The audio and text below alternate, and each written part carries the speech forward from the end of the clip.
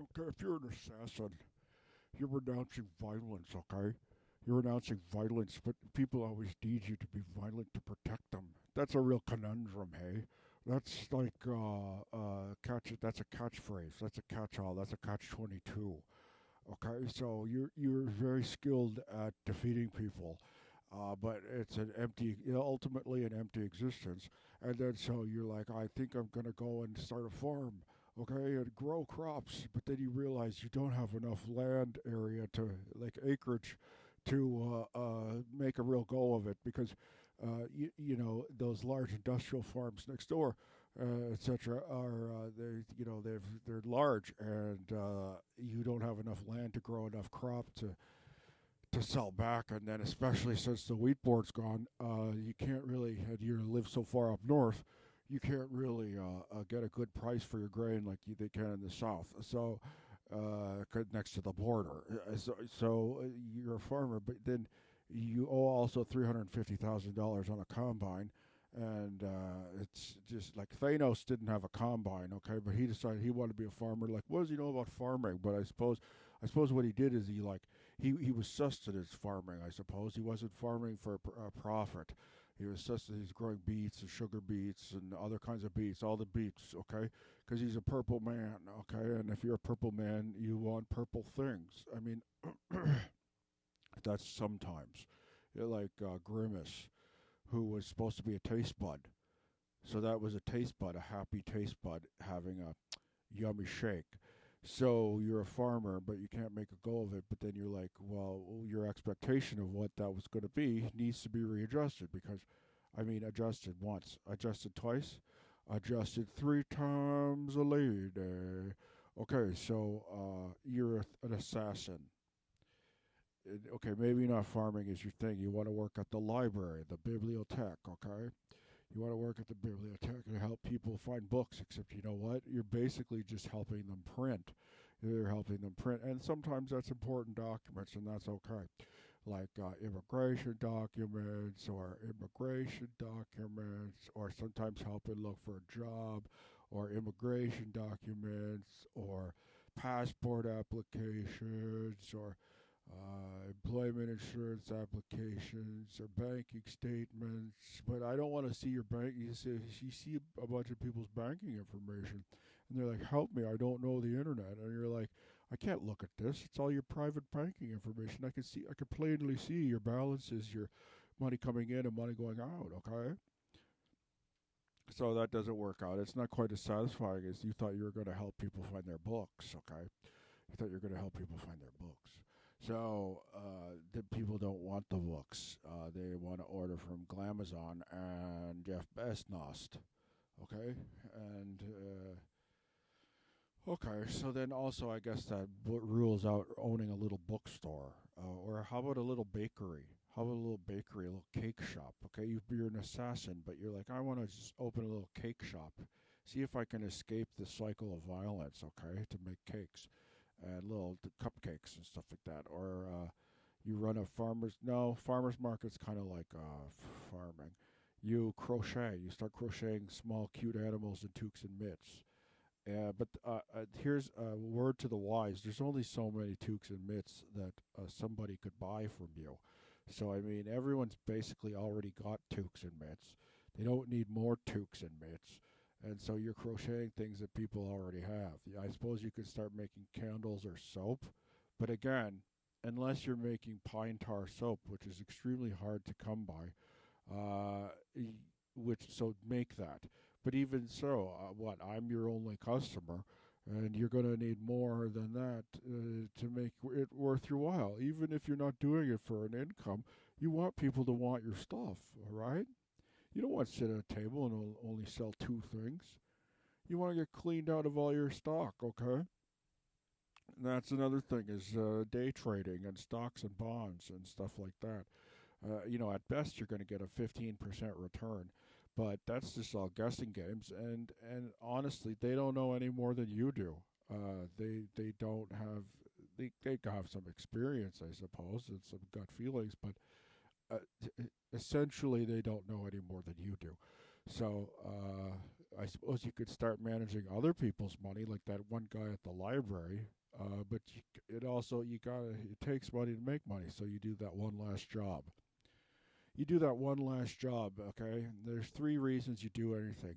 You do it for the fame, which if you're an assassin, you don't want that.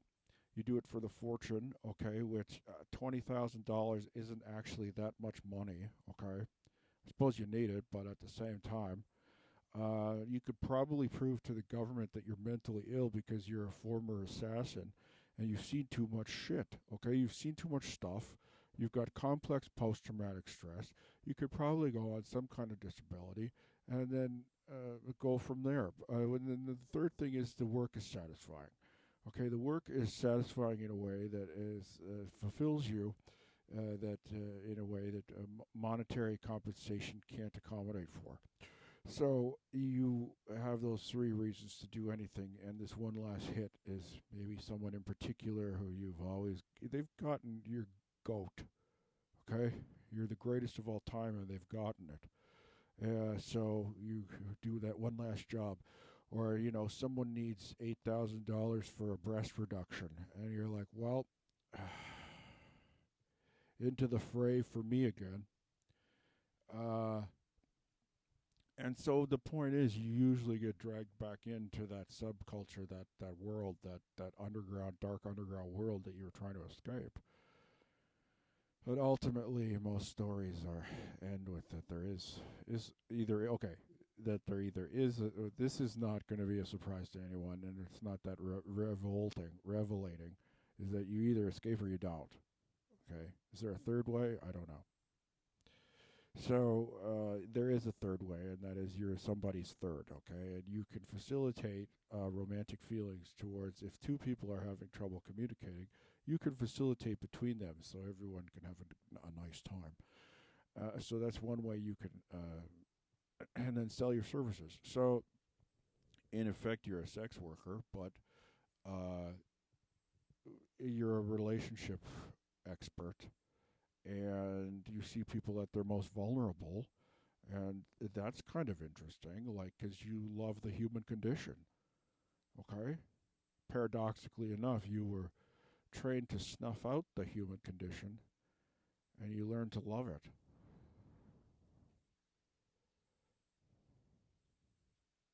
Well, that's interesting to me. So, let's say you're an assassin and you want to turn over a new leaf, try relationship expert.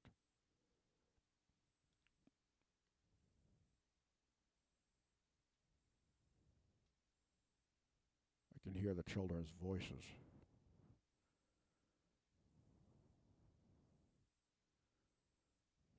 That's the last thing I need, is for them to walk down here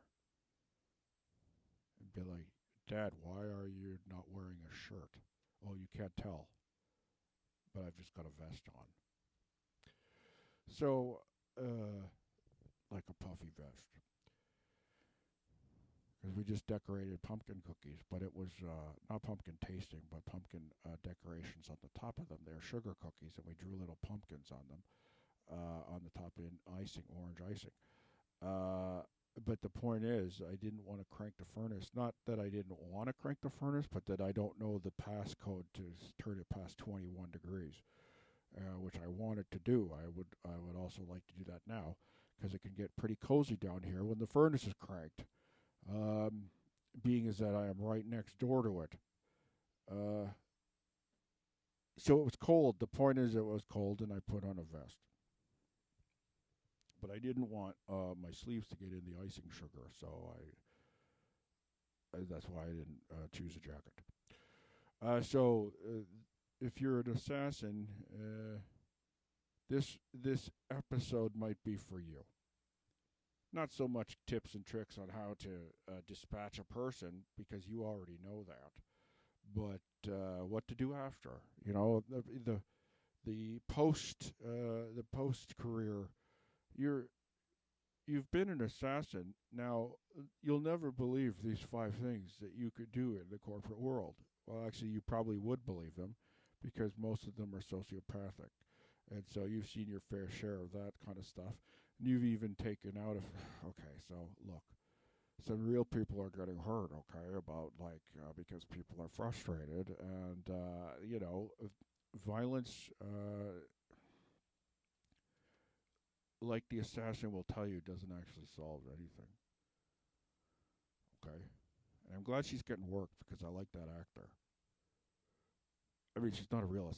Who I'm thinking of right now is not a real assassin. It's an actor playing an assassin, not assassins like Sylvester Stallone and Antonio Banderas, which that was his first role. Not a good movie, but there's always that too. There's always some young buck trying to like usurp your throne as the greatest killer of all time. Always looking over your shoulder